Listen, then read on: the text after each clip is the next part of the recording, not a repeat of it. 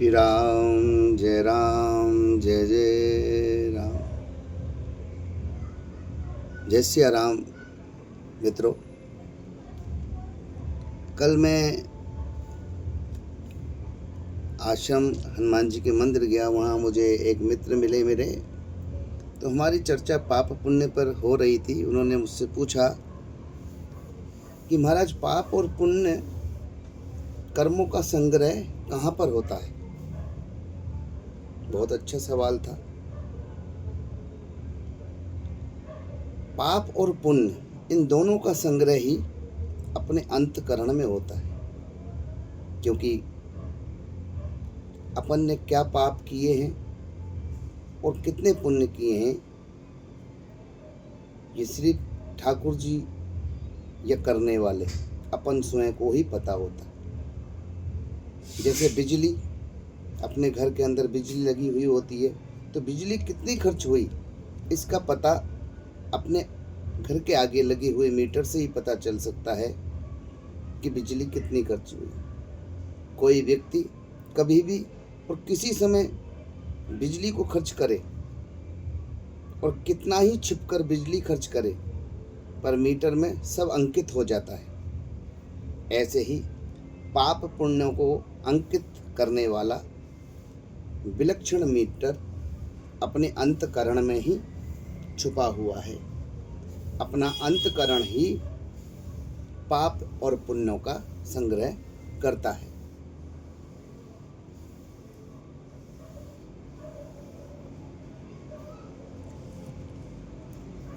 फिर उन्होंने पूछा,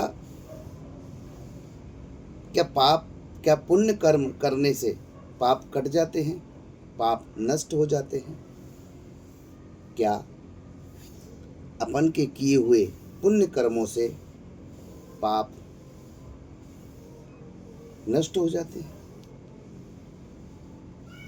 पाप कर्म देखा जाए तो फौजदारी की तरह है और पुण्य कर्म दीवानी की तरह है। दोनों के विभाग, पाप के और पुण्य कर्म के विभाग दोनों ही अलग है। पाप का और पुण्य का संग्रह भी अलग अलग ही होता है।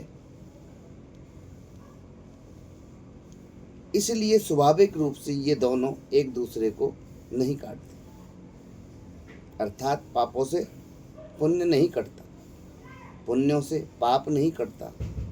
परंतु मनुष्य पाप काटने के उद्देश्य से प्रायश्चित कर्म करे तो उसके पाप अवश्य कट सकते हैं।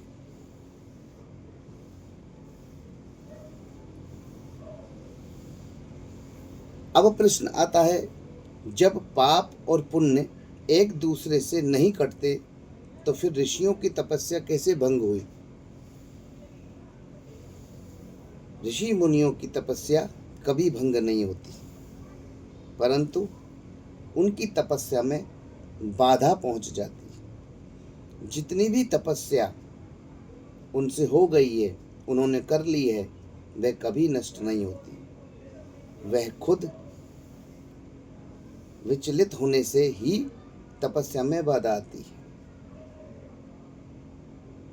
स्वयं तपस्या करते हुए आपका मन, आपकी बुद्धि अगर विचलित हो जाती है, तभी तपस्या में बाधा आती है।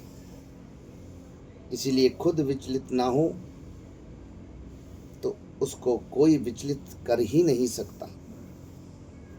मानस में कहा गया है, कामी वचन सती मनु जैसे।